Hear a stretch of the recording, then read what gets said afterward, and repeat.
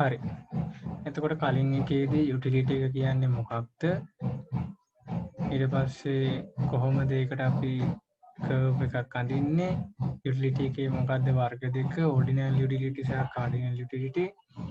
ඊට පස්සේ කොහොමද ඉන්ඩිෆරන්ස් කර්ව් එකක් අඳින්නේ? අපි ඒ ටික කතා කරා. දැන් කතා කරන්න තියෙන්නේ ඉන්ඩිෆරන්ස් කර්ව් එකක මොනවාද තියෙන අවස්ථා කියන එක. එතකොට ඒකට අවස්ථා දෙකක් අපිට ගන්න පුළුවන්. ඒ කියන්නේ ඉන්ඩිෆරන්ස් කර්ව් එකේ හැඩය වෙනස් වෙන අවස්ථාවක් තමයි පර්ෆෙක්ට් සබ්ස්ටිටියුෂන් කියන්නේ. ඒක අවස්ථාවක්. ඊළඟට තියෙනවා පර්ෆෙක්ට් කම්ප්ලිමන්ට්ස් කියලා තව අවස්ථාවක්.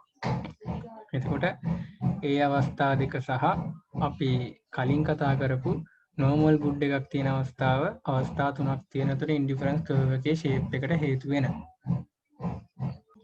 හරි. එතකොට මේ තියෙන්නේ පළවෙනි අපේ ඉන්ඩිෆරන්ස් කර්ව් එකේ තියෙන විදිය. පළවෙනි විදිය තමයි නෝමල් ගුඩ් වලට කොහොමද ඉන්ඩිෆරන්ස් කර්ව් එකක් එන්නේ කියන එක. ඒතර නෝමල් ගුඩ් වලට ඉන්ඩිෆරන්ස් කර්ව් එකක් එනකොට එන්නේ ඒ ඉන්ඩිෆරන්ස් කර්ව් එකේ ස්ලෝප් එකට එන්නේ marginal rate of substitution. එතකොට මේ marginal rate of substitution කියන එක වෙනස් වෙනවා. ඒක diminishing වෙලා යනවා. එතකොට ඒක diminish වෙන නිසා මෙන්න මේ විදිහට අපේ ඉන්ඩිෆරන්ස් කර්ව් එකේ shape එක වෙනස් වෙනවා convex to the origin. එතකොට මේ හැඩයට තමයි normal good එකකට නම් අපේ ඉන්ඩිෆරන්ස් කර්ව් එක එන්නේ. එතකොට අපි ඊළඟට කතා කරමු perfect sub. හරි. එතකොට දැන් මේ perfect substitutes කියන එකේදී perfect substitutes කියලා කියනකොට මෙතනදී කතා කරන්නේ එක good එකක් අපිට use කරන්න පුළුවන් අනිත් good එක වෙනුවටත් constant rate එකකට. එහෙම නැත්නම් වෙනත් විදිහකට කිව්වොත් consumer කෙනෙක් කැමති substitute කරන්න good එකක්. හැබැයි දැන් අපි පාවිච්චි කරන දැන් good AB කියලා example එකකට ගත්තොත් ඒකෙන් අපි කැප කරන ප්‍රමාණයම අපිට B එකෙන් වැඩි කරගන්න පුළුවන් නම් මේ ඒ ආකාරයේ තියෙන good වල තමයි perfect substitutes කියලා කියන්නේ. එතකොට මේ perfect substitutes වල අර අපි කලින් කතා කරපු marginal rate of substitution කියන එක constant යන්නේ වෙනස් වෙන්නේ නැත. එතකොට අපි අර කලින් normal good වල කතා කරද්දී perfect substitution එක diminishing වුණා. ඒ කියන්නේ අඩු වෙගෙන ගියා. දැන් නමුත් perfect substitutes වලදී ඒක අඩු වෙන්නේ නැහැ. ඒක constant තියෙනවා කියලා තමයි අපි assume කරන්නේ.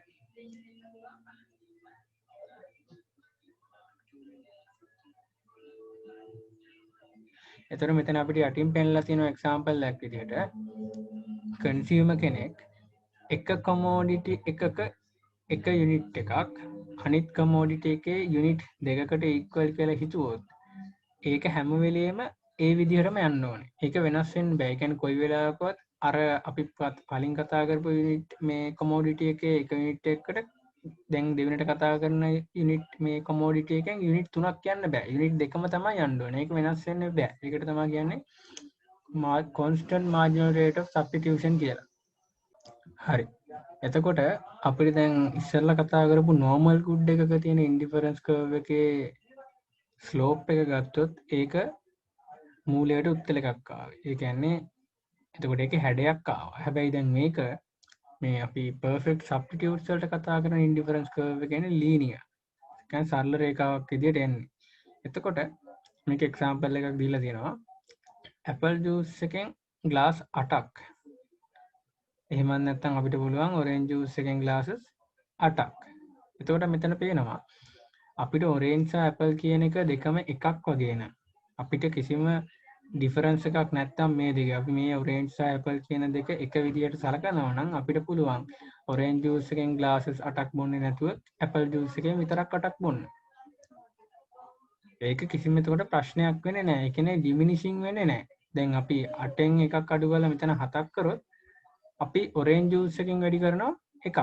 අර අඩු කරපු එක වෙනුවට apple juice එකෙන් අපිට orange juice එකෙන් එකක් වැඩි කරන්න පුළුවන්. අන්න ඒ වගේ සමානව තමයි යන්නේ. ඒතර ඒක තමයි මෙතනදි කියන්නේ.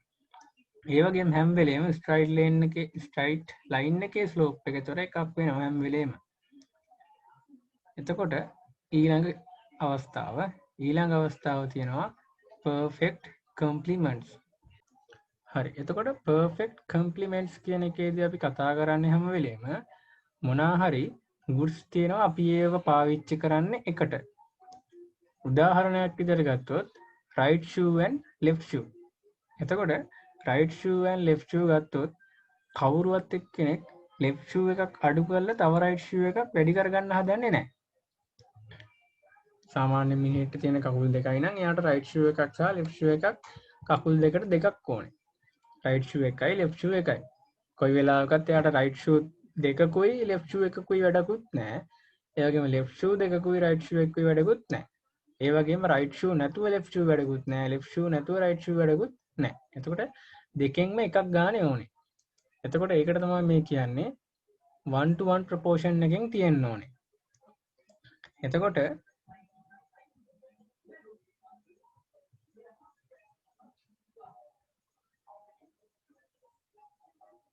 මේ අපේ කතා කරන මේ good එක perfectly complement නම් when they cannot substitute for other at all. ඒ කියන්නේ වෙන මොකටවත් එතකොට ඒක substitute කරන්න බෑ. අනිවාර්යෙන් ඒ දෙක අපිට අනිවාර්යෙන්ම ඕනේ අපි පරිභෝජනය නැත්තම් consume කරන්න. එහෙම නැත්නම් utility එක ලබා ගන්න. එහෙම නැත්නම් අපිට ඒකෙන් එන utility එක ලබා ගන්න විදිහක් නැහැ. ඒ දෙකම නැත්තම්. හරි. එතකොට perfect complements එකේදී අපි indifference curve එක ඇඳුවත් අපි indifference curve එකට දැන් මෙතන අරන් තියෙනවා x2 good එක සහ x1 good එක. එතකොට ඒ දෙකෙන්ම පහ පහ තියෙනවා නම් අපිට ඒ දෙකම පාවිච්චි කරන්න පුළුවන්. ඒ වගේම තමයි එකකින් x2 එකෙන් අපිට පහක් තියෙද්දී x1 එකෙන් අපිට කොච්චර දුන්නත් එතනින් එහාට අපිට වැඩක් නැහැ. මොකද අපිට අනිවාර්යයෙන්ම පහක් තමයි ඕනේ අනිත් එකනොත් පහක් තියෙන නිසා. එතකොට indifference curve එක අපේ shift වෙනවා නම් shift වෙන්නේ දකුණු පැත්තට. එතකොට දකුණු පැත්තට shift වෙනවා නම් ඒක 9 දක්වා යන්න පුළුවන්. එතකොට අපේ utility එක වැඩි වෙනවා. පහ තිබ්බ එක මේ පැත්තෙනුත් 9 වෙනවා. මේ පැත්තෙනුත් පහ තිබ්බ එක 9 වෙනවා. ඒ වගේම තමයි එතකොට මොකක්ද වෙන්නේ? අපිට ඊළඟට ඊටත් වඩා වැඩි utility එකක් ගන්න ඕන නම් අපි මේ i3 curve එකට යන්න ඕනේ. මේ i3 curve එකේ තියෙන ඊටත් උඩින් එතකොට. එතකොට මෙතන දැන් අපිට කියලා තියෙනවා මෙතන පහ පහ සහ පහ 9 9 පහ.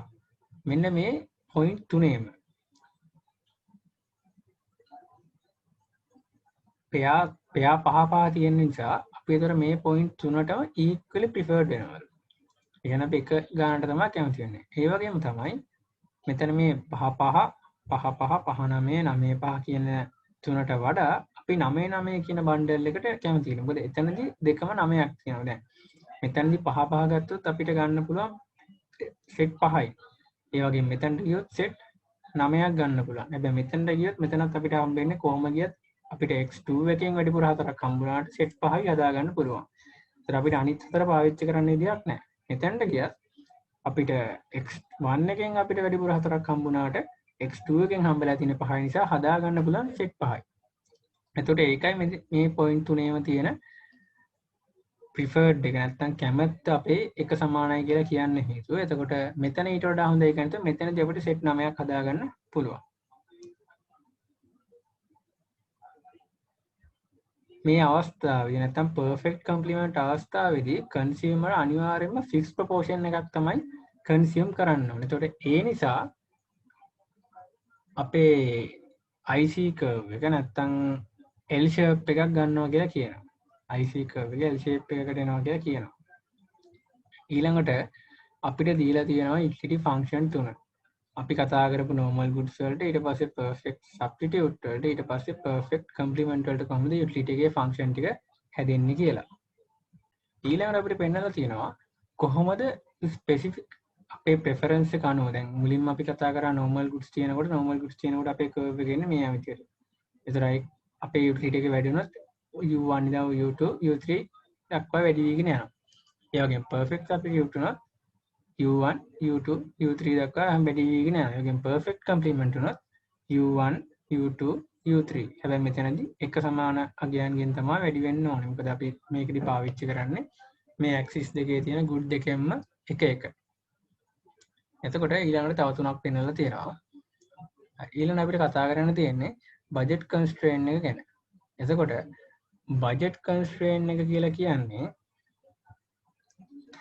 දැන් අපි මෙතනදී අපිට මෙන්ෂන් කරලා තියෙනවා ස්පෙෂලි ප්‍රිෆරන්ස් එක නැත්තම් පාරිභෝගිකයේ කැමැත්ත කියන එකෙන් පාරිභෝගිකයාගේ චර්යාව බලන්න බෑ. මොකද පාරිභෝගිකයට කැමැත්තක් තිබ්බට ගන්න ගොඩක් දේවල් පාරිභෝගිකයාලගේ රිසෝසස් නැති වෙන්න පුළුවන්. ඒතකොට රිසෝසස් නැති වුණොත් එයාට ඒ ඕන කරන බඩු ඔක්කොම ගන්න බෑ. ඒතකොට එයාගේ බජට් කන්ස්ට්‍රේන්ට් එකත් අනිවාර්යයෙන්ම අපි කන්සිඩර් කරන්න ඕනේ මේක කන්සියුමර්ගේ බිහේවියර් එක බලනකොට. එතකොට budget constraint limit an individual's ability to consume in light of prices they must pay of various goods and services. එතකොට මෙතනදී කියලා budget constraint එකක් කියලා කියන්නේ අපේ consumer ability එකලු කොච්චර කිවලා ගන්න පුළුවන්ද කියන එක. එතකොට අපි මේ budget constraint එක පෙන්නන්නේ budget line එක කියන එකයි.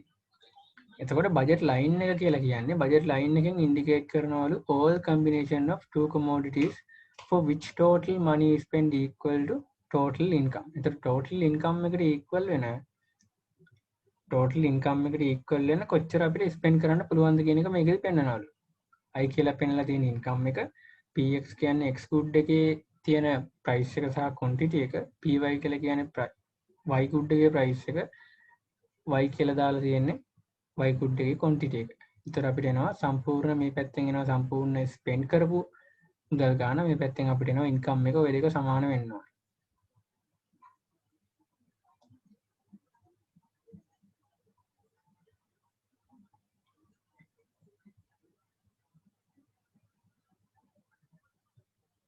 හරි. ඒතර මෙතන අපිට example එකක් දීලා තියෙනවා x කියලා කියන්නේ food item ලු ඒ වගේම y කියලා කියන්නේ clothing ලු. එතකොට x y කියන්නේ clothing වුණාට පස්සේ අපිට price of food වල price එක px වලින් සහ cloth වල price එක py වලින් දීලා තියෙනවා. එතකොට මෙතන අපිට වගුවක් විදිහට දීලා තිනවා අපිට තෝරගන්න පුළුවන් මාකට් බාස්කට්. ඒ කියන්නේ කොච්චරක්ද එක භාණ්ඩකින් තෝරගන්න පුළුවන් අනිත් එකෙන් තෝරගන්න පුළුවන් අපේ total spending එකට සමාන වෙන්න කියලා මෙතන දීලා තියෙනවා. එතකොට ඩොලර් 80ක් තමයි අපේ total spending එක. එහෙම නැත්නම් අපේ income එක ඩොලර් 80යි. එතකොට අපි ඩොලර් 80ට equal වෙන්න තමයි goods ගන්න ඕනේ. හරි. එතකොට මේ ආකාරයට අපිට මේ මාකට් බාස්කට් වලින් AB DEG කියලා මේ අවස්ථා පහෙන් කැමති අවස්ථාවක් තෝරගන්න පුළුවන්. එතකොට මේ තියෙන්නේ ඒ බජට් ලයින් එක අපි ඇන්දට පස්සේ කොහොමද පේන්නේ කියන එක. ඒක 0.40යි. එතකොට මේ අවස්ථාව මෙතන ඊට පස්සේ ඔහම අඩු වෙගෙන පල්ලෙහාට යනවා. ඒ වගේම තමයි x එක 80යි y එක 0යි. ඒ අවස්ථාව තමයි මේක. එතකොට මේ ලයින් එකට කියනවා මේ ඩවුන්වර්ඩ් ස්ලෝපින් ලයින් එකට කියනවා බජට් ලයින් එක කියලා. එතකොට බජට් ලයින් එක අඳින්නේ මේ වගුව බලාගෙන දැන් අපි යන්ද ඒ වගේම බජට් ලයින් එකෙන් පෙන්වන්නේ මෙතන අපිට තියෙන ඉන්කම් එක සහ ටෝටල් ස්පෙන්ඩින් එක ඉක්වල් වෙනවා කියන එක. එතකොට මේ බජට් ලයින් එකේ වම් පැත්තේ දකුණු පැත්තයි දෙකක්. එතකොට වම් පැත්තට කියනවා අපිට ඇෆෝඩබල්. එහෙම නැත්නම් අපිට දරන්න පුළුවන්. මොකද මේ අපේ බජට් ලයින් එකේ වම් පැත්ත පෙන්වන්නේ සම්පූර්ණයෙන්ම අපේ ඉන්කම් එකට වඩා අඩුවෙන් පැත්තක්. ඒ කියන්නේ ඉන්කම් එකට වඩා ඒ කියන්නේ ඉන්කම් එකේ ප්‍රමාණය වෙනකන් අපිට වියදම් කරන්න පුළුවන්. මේ ලයින් එකෙන් පෙන්වන්නේ ඒතර අපිට වියදම් කරන්න පුළුවන් උපරිම ප්‍රමාණය.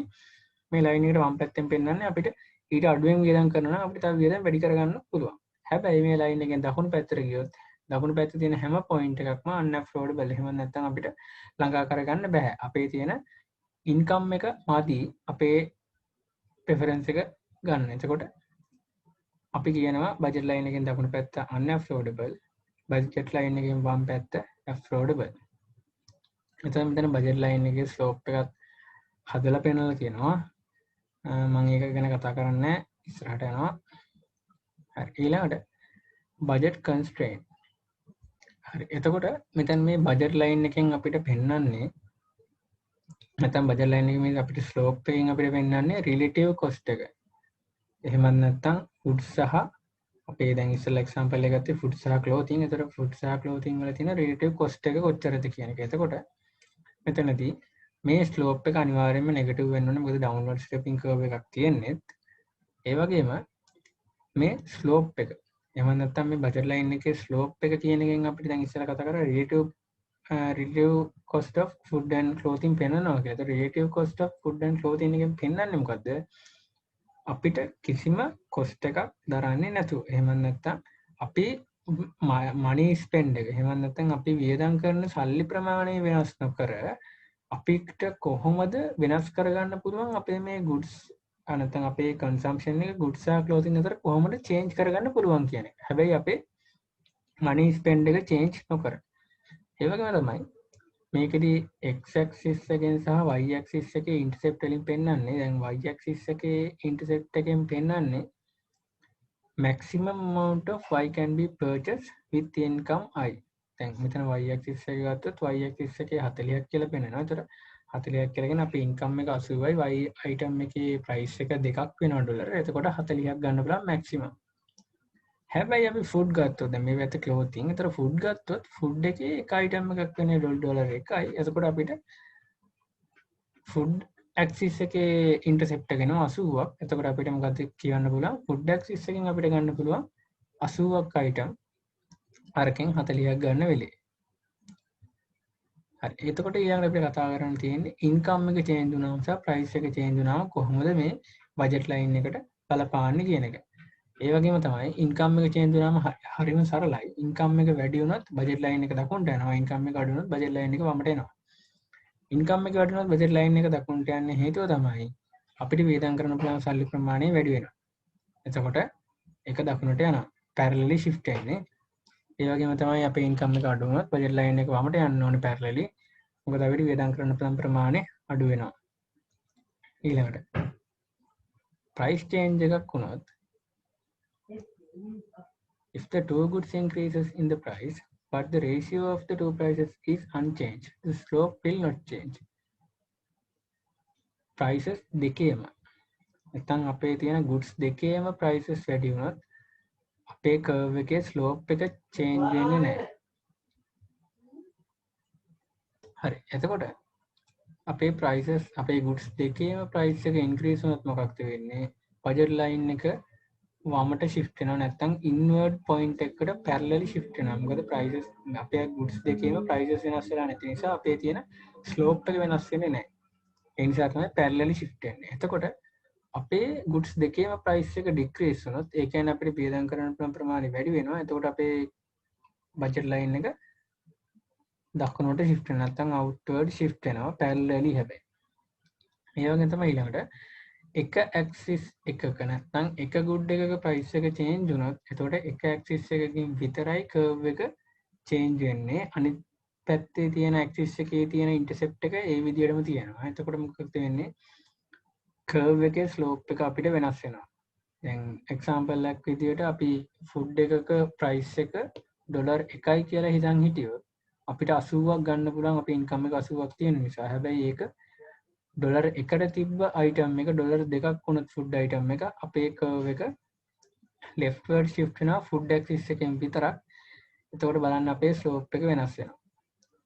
ඒ වගේම තමයි අපේ food item එකේ තිබ්බ ගාන 750ක් දැන් ඩොලර් 1ට තිබ්බ එක ඩොලර් 750ක් වුණොත් අපිට 160ක් වෙනකම් food item වලට වියදම් කරන්න පුළුවන්. එතකොට curve එක ආයේ දකුණට shift වෙනවා food axis එකෙන් විතරක්. ඒ වගේම අපිට වියදම් කරන්න පුළුවන් ප්‍රමාණය x axis එකෙන් විතරක්. එහෙනම් food axis එකෙන් විතරක් මේක වැඩි වෙලා කියලා පෙන්වලා තියෙනවා. ඊළඟ කතා කරන්න තියෙන්නේ consumer choice එක. ඉස්සෙල්ලත් අපි මේ පාඩම් පටන් ගන්නවත් කතා කරා consumer කෙනෙක් සාමාන්‍යයෙන් එයාගේ preference එක තියෙන්නේ highest possible indifference curve එකේ එයාගේ choice එක තෝරගන්න. ඒතර එයා highest possible indifference curve එකට යන්න try කරාට එයාට එයාගේ budget line එකකින් එහාට යන්න වෙන්නේ නැහැ. එක්ක budget line එක මත නවතින්න වෙනවා. එහෙම නැත්නම් budget line එකට අඩුවෙන් නවතින්න වෙනවා. එතකොට අනිවාර්යයෙන්ම consumer කෙනෙක්ගේ choice එක තීරණය වෙන්නේ එයාගේ choice එක. එහෙම නැත්නම් indifference curve එක සහ budget line එක tangent වෙන point එකට. එහෙම නැත්නම් budget line එකට අඩුවෙන් තියෙන indifference curve එක. මොකද එයාට ඊට වඩා වැඩිපුර ප්‍රමාණයකට යන්න බෑ.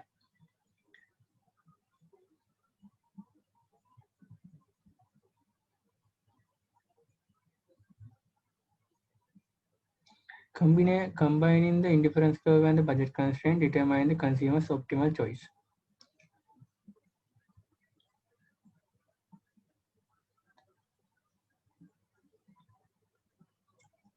Consumer optimum, the optimum point එක නැත්නම් consumer කෙනෙක් choose කරන point එක එන්නේ කොහෙද? highest indifference curve එක මොකක්ද බජට් කන්ස්ට්‍රේන් නැත්නම් බජට් ලයින් එකට ටැන්ජන්ට් වෙලා තියෙන highest mean difference curve එක තමයි සිලෙක්ට් කරගන්නේ.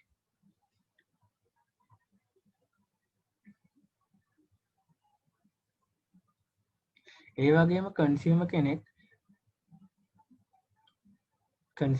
හිතනවා මාර්ජිනල් රේට් ඔෆ් සබ්ස්ටිටියුෂන් එක ඉක්වල් වෙනවා රිලටිව් ප්‍රයිස් එකට කියලා ඒ අවස්ථාවේදී. ඒතර මෙතන පෙන්නලා තියෙනවා අපි maximizing satisfaction කන්සියුමර් කෙනෙක් කොහොමද එයාගේ choice එක තෝරගන්නේ කියන එක. දැන් එයාට බැලුවොත් බජට් ලයින් එක සහ ඉන්ඩිෆරන්ස් කර්ව් කැපිලා තියෙන තැන් බැලුවොත් ABC කියලා පොයින්ට් තුනක් තියෙනවා. හැබැයි BC AC කියන පොයින්ට් එක නැත්තම් U1 කියන බජට් මේ ඉන්ඩිෆරන්ස් කර්ව් එකේ තියෙන පොයින්ට් එක ගත්තොත් ඒ පොයින්ට් දෙකේම තියෙන්නේ අඩුවෙන්. ඒ කියන්නේ එකකට වැඩියෙන් එකකට අඩුවෙන්. එතන නෙමෙයි highest possible indifference curve එක. ඒතර highest possible indifference curve එක කියලා කිව්වොත් කියන්නේ U3 එක. ඒතර highest possible indifference curve එක U3 වුණාට highest possible indifference curve එක tangent වෙලා නැහැ අපේ budget line එකට. ඒතර budget line එකට tangent වෙලා තියෙන highest possible indifference curve එක කිව්වොත් ගන්න වෙන්නේ U2 කියන එක. ඒතර U2 කියන point එක ගත්තොත් අපිට ගන්න වෙන්නේ B කියන එක. ඒතර B කියන එක තමයි අපේ මෙතනදී choice එක වෙන්නේ. consumer ගේ satisfaction එක maximum වෙන point එක B. ඒතර මෙතන අපිට පෙන්නලා තියෙනවා indifference curve එකේ slope එක කොහොමද ගන්න කියලා MRS සමානයි delta y බෙදීම delta x. ඒ වගේම budget line එකේ slope එක ගන්න px බෙදීම py. එතකොට දැන් අපි මෙතනදී මේ choice එකේදී කියනවා indifference curve එක සහ budget line එක tangent වෙනවා කියලා. ඒ දෙකේ නේ දෙක සමාන වෙනවා. එතකොට අපිට කියන්න පුළුවන් MRS සමානයි px බෙදීම py කියලා. ඒ වගේම තමයි income effect එක සහ income consumption curve එක ඇන්දොත් එහෙම income consumption curve එකෙන් එතකොට මෙතනදී අපිට පේනවා කියවෙන්නේ මොකක්ද අපේ මේ indifference curve සහ budget line කැපිලා තියෙන හැම point එකක්ම යා කරලා තියෙන line එකට තමයි කියන්නේ income consumption curve එහෙම නැත්නම් ICC curve කියලා. එතකොට මෙතනදී මේ line එකෙන් පෙන්නනවා income එකත් එක්ක කොහොමද consumption එක වෙනස් වෙලා තියෙන්නේ කියන එක. An increase in income with the price fix causes consumers to the alter their choice to market bucket. ඒ කියන්නේ යාලගේ income එක වැඩි වෙනකොට යාලට තව highest possible indifference curve එකට යන්න පුළුවන්. එහෙනම් යාලා උඩට ගියාම මේ point එක එහෙම නැත්නම් tangent වෙච්ච point එක තමයි යා කරලා ඒක හදන්නේ. එතකොට ICC curve එක define කරලා තියෙනවලු points representing various combination of two commodities purchased by the consumers at a different level of his income.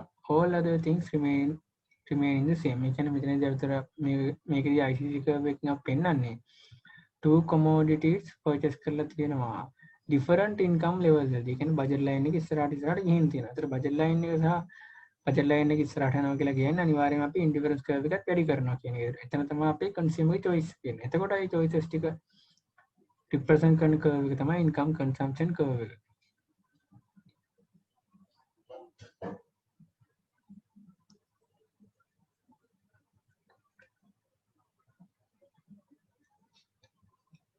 ඒතර income එක increase වුණාම මේකෙන් budget line එක shift වෙනවා දකුණට. ඒ වගේම consumption එක shift වෙනවා. ඒතර consumption curve එක එන්න පුළුවන්. ඒතර මේ consumption curve එක එන්න පුළුවන් විදි තුනක් දීලා තියෙනවා. ඒතර අපිට මේ විදි තුනටම consumption මේ income consumption curve එක අඳින්න පුළුවන්. ඒ වගේම price effect එක ගත්තොත් price effect එකේදී ඒතර අපිට පේන්නේ ඉස්සෙල්ලා අපි කිව්වා price effect එකේදී budget line එක වෙනස් වෙන්නේ එක axis එකකින් විතරයි.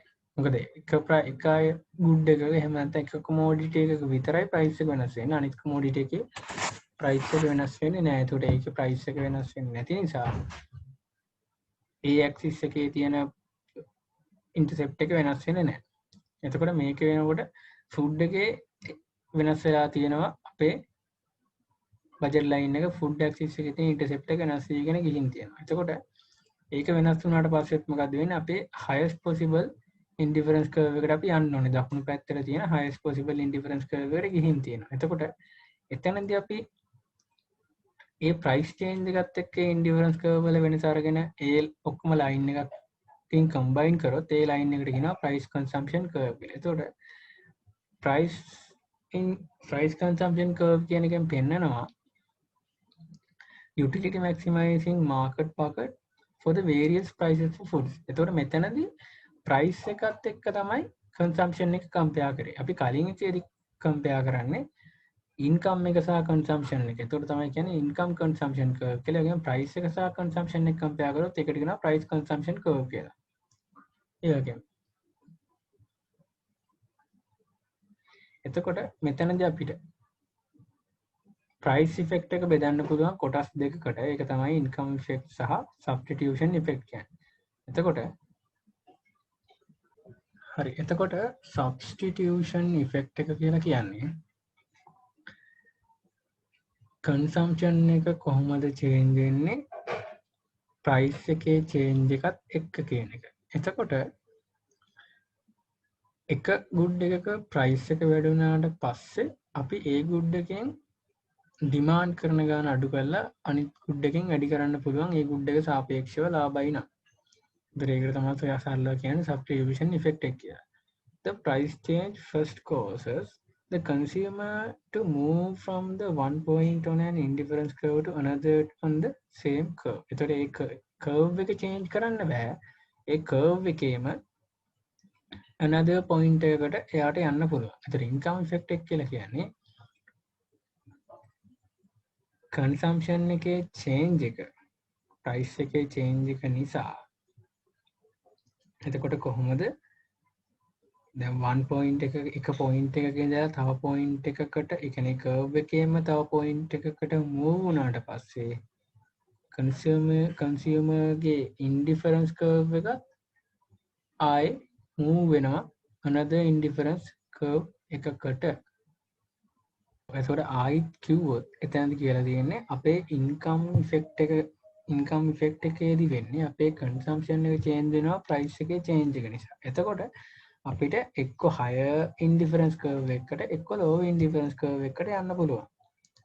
එතකොට අපි indifference curve එකේ same point එකකට ගියාට පස්සේ අපිට indifference curve එකත් move කරගන්න පුළුවන් කියන එක තමයි එකෙන් කියලා තියෙන්නේ. ඊළඟට අපිට පෙන්වලා තියෙනවා කොහොමද substitution effect එක normal good එක එන්නේ කියලා. ඒතර substitution effect එක normal good එක ආවොත් මොකද වෙන්නේ?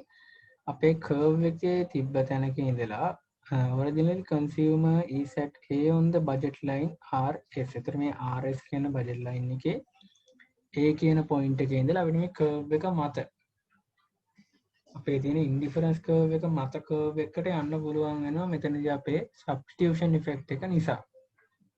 කෙනෙක් good එකකින් අඩු කරලා අනිත් good එකෙන් වැඩි කරගන්න පුළුවන් වෙනවා. හැබැයි income and substitution effect එකට ගත්තොත් එහෙම කියන්නේ income effect එකේ බලපාන විදිහත් එක්ක ගත්තොත් මොකක්ද වෙන්නේ? When the price of food falls, consumption increase by F1 to F2 as the consumer move to B. දැන් කලින් එකේදී අපිට වෙන්නේ ඒ කර්ව් එක මත දැන් මෙතනදී අපිට කර්ව් එක shift කරන්න පුළුවන්. මොකද හේතුව price එක change වුණාට පස්සේ අපේ T එක එහෙම නැත්නම් food කියන axis එකෙන් අපිට පුළුවන් ගොඩක් පාවිච්චි කරන්න. එතකොට substitution effect එක සහ income effect එක දෙකම තියෙන නිසා එයා අපේ consumerට clothing එකෙන් use කරනට වඩා food එකෙන් use කරන එක වාසි. මොකද price එක අඩු වෙලා තියෙන්නේ. එතකොට එයා C1 ඉඳන් C2 වෙනකන් clothing වලින් අඩු කරලා F1 ඉඳන් F2 වෙනකන් අපේ තියෙන food වලින් වැඩි කරනවා. ඒතර food වලින් F2 වෙනකන් වැඩි කරද්දී අපේ budget line එක ගිහින් තියෙනවා ඔඩ කොළ පාටින් පෙන්නලා තියෙන line එකට. නමුත් අපේ indifference curve එකක් නැහැ. ඒතර අපේ indifference curve එක shift කරගන්න ඕනේ මේ point එකේ ඉඳලා B U1 ඉඳලා U2 වෙනකන් shift කරලා තමයි B point එක අඳින්න ඕනේ. ඒතර ඒක තමයි price effect එක කියලා පෙන්වන්නේ. එතකොට ඊළඟට පෙන්නලා තියෙනවා price effect එක සහ income effect එක සහ substitution effect එක.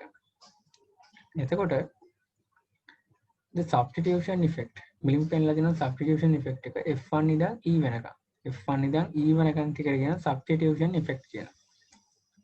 ඒ වගේම තමයි ඊළඟට කියලා තියෙනවා A moves from A to C. A කියන point එක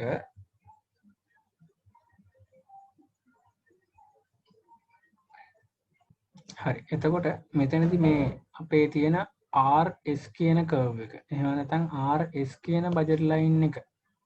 ඊට පස්සේ බලන්නේ RS කියන බජට් ලයින් එක shift මේ substitution effect එක පෙන්නනකොට curve එකේ slope එක වෙනස් වෙලා තියෙනවා මේ කොළ පාට line එකට. බජට් ලයින් එකේ slope එක වෙනස් වෙලා තියෙනවා.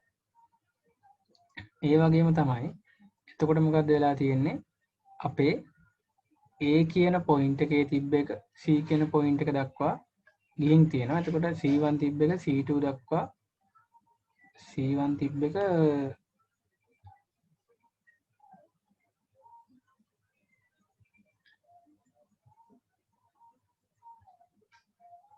හරි පොඩ්ඩක් අහගන්න අය මට එතන පොඩ්ඩක් මතක නැහැ හරියට මට කොහොම හරි මතක විදිහට මෙහෙමයි කරන්න නතර අපි අපේ පළවෙනියටම RS කියන එක තමයි අපේ පළවෙනිම බජට් ලයින් එක.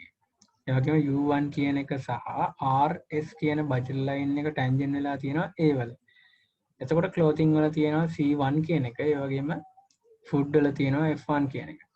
එතකොට මෙතනදී අපේ ප්‍රයිස් එක චේන්ජ් වුණාට පස්සේ මෙතන අපේ RS කියන අපේ කර්ව් එක නැත්තම් RS කියන බජට් ලයින් එක RT බවට පත් වෙනවා. එහෙම නැත්තම් ෆුඩ් කියන එකේ තමයි ප්‍රයිස් එක අඩු වෙලා තියෙන්නේ. එතකොට T කියන S කියන ඉන්ටර්සෙප්ට් එකේ ඉඳලා T කියන ඉන්ටර්සෙප්ට් එක දක්වා කර්ව් එක යන්න ඕනේ ෆුඩ් කියන ඇක්සිස් එකෙන්. එතකොට ඒක එතනට ගියාට පස්සේ මේ අපි අඳගත්ත RT කියන ලයින් එකට පැරලලි නැත්තම් මේ RT කියන ලයින් එකට සමාන්තර ලයින් එකක් ඇඳින්න ඕනේ. හැබැයි අර අපේ U1 කියන එක කැපෙන්න. U1 කියන නැත්තම් අපේ ඉන්ඩිෆරන්ස් කර්ව් එක U1 කියන ඉන්ඩිෆරන්ස් කර්ව් එකට කැපෙන්න තමයි අර ලයින් එක පැරලල් ලයින් එක අඳින්න ඕනේ. එතකොට අපිට එනවා පොයින්ට් එක C කියන පොයින්ට් එක. එතකොට C කියන පොයින්ට් එකට අපිට E කියලා ගන්න පුළුවන් ෆුඩ් වලින්. එතකොට එතනට වෙනකන් නැත්තම් මේ A කියන පොයින්ට් එකේ ඉඳලා C කියන පොයින්ට් එක වෙනකන්. ඒතර ඔයගොල්ලන්ට බලවම් පේනවා මේ ඉන්ඩිෆරන්ස් කර්ව් එක දිගේ තමයි අඩු වෙලා තියෙන්නේ. ඉන්ඩිෆරන්ස් කර්ව් එක දිගේ A පොයින්ට් එකේ ඉඳන් C පොයින්ට් එක වෙනකන් ඇවිත් තියෙනවා. ඒකට ඒකට තමයි සම්පූර්ණයෙන්ම කියන්නේ සබ්ස්ටිටියුෂන් ඉෆෙක්ට් එක කියලා. එතකොට ඊළඟට හරි ඊළඟට ඉන්කම් ඉෆෙක්ට් එකේදී අපි කිව්වා අපේ නැත්නම් ප්‍රයිස් චේන්ජ් එකක් වෙනකොටත් අපි කිව්වා ඉස්සෙල්ලා එක ඇක්සිස් එකකින් වැඩි වුණාට පස්සේ අපිට ඒ ඇක්සිස් එකෙන් අපේ කර්ව් එක shift වෙනකොට අපිට අනිවාර්යයෙන්ම අපේ ඉන්ඩිෆරන්ස් කර්ව් එක shift කරන්න පුළුවන් කියලා. එතකොට ඇත්තටම අපි මැටීරියලි සලකලා බලන්නේ නැහැ මෙතන ක්ලෝතින් ඇක්සිස් එකේ වෙන චේන්ජ් එක. දැන් ඔයගොල්ලන්ට බලුවොත් පේනවා මේ දෙකේ පොඩි ඩිෆරන්ස් එකක් තියෙනවා.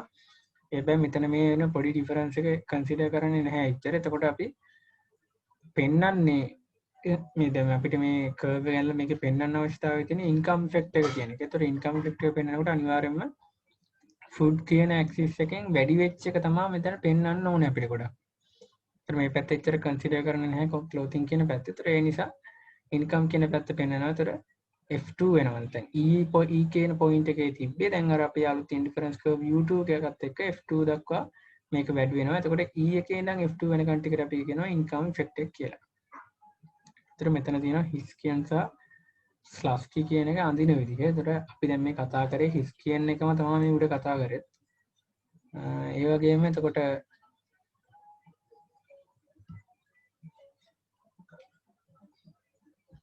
හරි එතකොට බැලුවාම මේ හිස්කියන් සහ ස්ලස්කි කියන එකේ වෙනසක් තියෙනවා. එතකොට දැන් හිස්කියන් එකේ බැලුවොත් අපි මොකද්ද කරේ? අපේ බජට් ලයින් එක වෙනස් වුණාට පස්සේ බජට් ලයින් එක පැරලල් එකක් අඳිනවා. අපේ අර කලින් තිබ්බ ඉන්ඩිෆරන්ස් කර්ව් එකට ටැන්ජන්ට් වෙන්න. එතකොට දැන් හිස්කියන් සහ ස්ලස්කි කියන එක වෙනස් වෙන්නේ යන්න එතනින්. දැන් අපි මෙතනදී නැත්තම් හිස්කියන් එකේදී අරම අපි ටැන්ජන්ට් වෙන්නේ කියන ඉන්ඩිෆරන්ස් කර්ව් එකටම ටැන්ජන්ට් වෙන්න එකක් ලයින් එකක් බජට් ලයින් එකක් ඇඳට මෙතනදී ස්ලස්කි එකේදී අපි කරන්නේ අපේ දැන් අර shift වෙච්ච බජට් ලයින් එකට පැරලල් බජට් ලයින් එකක් අඳිනවා. හැබැයි කලින් අපේ තිබ්බ ඉක්විලිබ්‍රියම් එක හරහා යන්න තමයි අඳින්නේ. එතකොට අපේ කලින් තිබ්බ ඉක්විලිබ්‍රියම් එක A කියන එක හරහා තමයි යන්නේ අපේ දෙවෙනි අර පැරලල් බජට් ලයින් එක.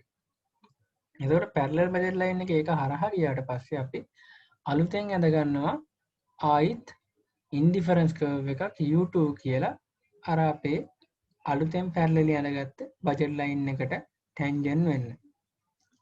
ඒ වගේම තමයි ඊට පස්සේ අර අපේ shift වෙච්ච එහෙම නැත්නම් එක food axis x axis එකෙන් විතරක් මේ shift වෙලා තියෙන price change එක නිසා shift වෙලා තියෙන budget line එකට අපි කොහොමද දැනගන්නවා අපේ highest possible indifference curve එක U3 කියලා. තර මෙතන පෙන්ලා තියෙනවා normal good එකට කොහොමද inferior good එකට කොහොමද සහ given good එකට කොහොමද අපේ හිස්කියන් මෙතඩ් එක යටතේ ගත්තොත් කොහොමද එන්නේ ඒ වගේ මේ වගේ total effect එක සහ price effect එක substitution effect එක සහ income effect එක දානද රින්ද කියන එකත් පෙන්වලා තියෙනවා. ඒ වගේම income and substitution effect perfect complement. දෙතර perfect complement good එකකට ගත්තොත් අපි අපේ income and substitution effect එක ඒතර අපිට බලන්න පුළුවන්. අපි දැන් ඉස්සෙල්ලා කතා කරා perfect complement එකේදී අපිට දෙකෙන්ම ඕනි සමාන ප්‍රමාණයක්.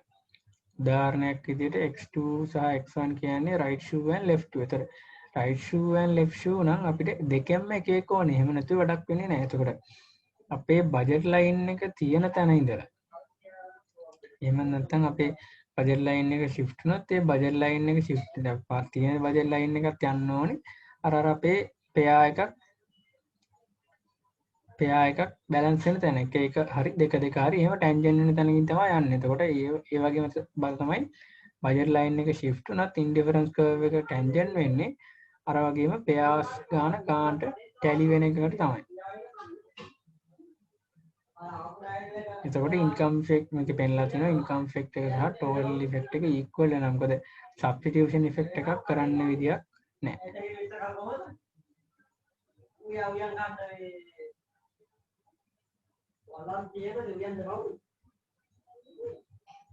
ඊළඟට කතා කරන්න තියෙන income and substitution effect එක perfect substitutes වලට කොහොමද එන්නේ කියන එක. ඒතර perfect substitute ගත්තොත් ඒකෙදි linear තමයි අපේ indifference curve එක කියන්නේ. ඒතර linear නම් අපේ indifference curve එක මේ විදිහට අපිට orange color එකකින් තියෙන දේ අපි අඳ ගන්න පුළුවන් indifference curve. ඊට පස්සේ අපේ දැන් තියෙන initial budget line එක තියෙනවා. ඒතර අපේ price එක change වෙනවා. price එක change වුණාට පස්සේ අපේ budget line එකේ x1 කියන axis එකෙන් line එක වෙනස් වෙනවා. එතකොට ඒ line එක වෙනස් වුණාට පස්සේ මොකක්ද වෙන්නේ? අපේ සම්පූර්ණ effect එක. එහෙම නැත්නම් අපේ මේ tangent වෙන දැන් අපේ කලින් line එකේ tangent වෙච්ච තැනකට මුල් එකට තමයි tangent වෙලා තියෙන්නේ. ඒත් x2 කියන axis එකේ උඩට තමයි tangent වෙලා තියෙන්නේ අපේ budget line එක සහ indifference curve එක. ඒ වගේම තමයි අපේ price change එකෙන් පස්සේ අපේ budget line එක අලුත් budget line එක සහ indifference curve එක tangent වෙලා තියෙන x1 කියන curve එකට.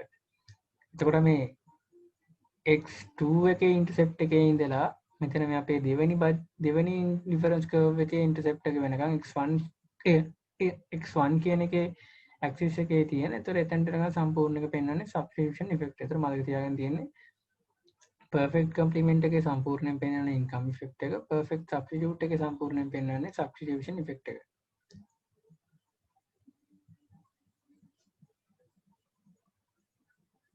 එතකොට මෙතනදී ආයෙ පෙන්වලා තියෙනවා cross price effect එක කොහොමද එන්නේ කියන එක, cross complement සහ cross substitute උනොත් එහෙම කොහොමද එන්නේ කියන එක ගැන.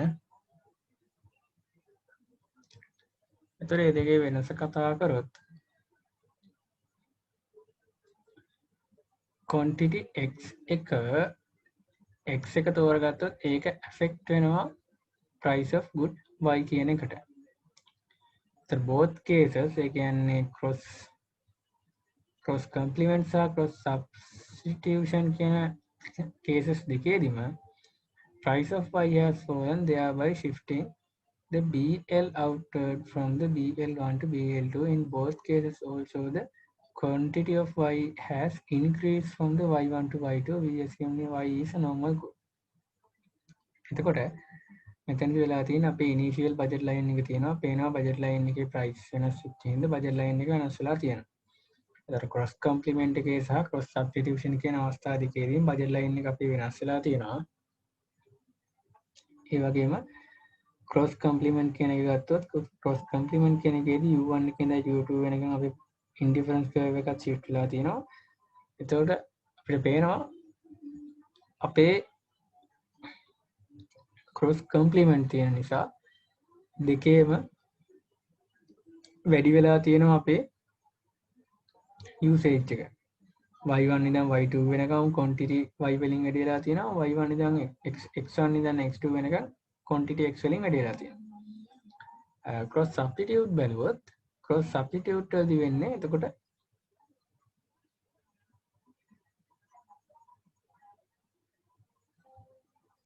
අපේ quantity of y කියන එකෙන් තමයි price එක අඩු වෙලා තියෙන්නේ. BL1 එකේ ඉඳන් BL2 වෙනකම් shift වෙලා තියෙනකොට quantity of y කියන එකේ price එක අඩු වෙලා තියෙනවා. එතකොට මෙතනදී substitute effect එක තියෙන නිසා මොකක්ද වෙන්නේ? අපි y එකෙන් use කරන ගාන ගොඩක් වැඩි වෙනවා. x එකෙන් use කරන ගාන අඩු වෙනවා. එතකොට ඇත්තටම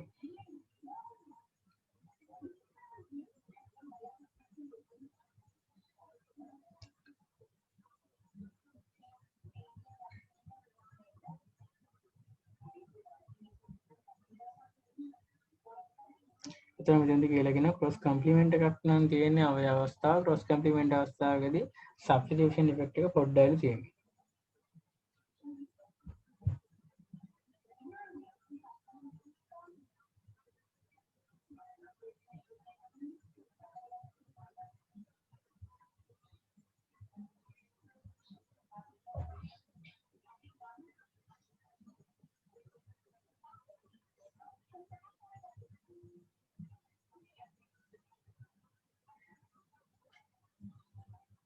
ඊළඟට අපිට තියෙන්නේ කොහොමද අපේ ඩිමාන්ඩ් කර්ව් එක ඩිරයිව් කරන්නේ කියන එක. එතකොට ඩිමාන්ඩ් කර්ව් එක ඩිරයිව් කරනකොට අපි අර කලින් කතා කරා ප්‍රයිස් කන්සම්ප්ෂන් කර්ව් කියලා කර්ව් එකක්. ඒතර ප්‍රයිස් කන්සම්ප්ෂන් කර්ව් එකේ එන පොයින්ට් ටිකට තමයි අපි මේ ඩිමාන්ඩ් කර්ව් එක අඳින්නේ. ඒතර ප්‍රයිස් කන්සම්ප්ෂන් කර්ව් එක සහ ඩිමාන්ඩ්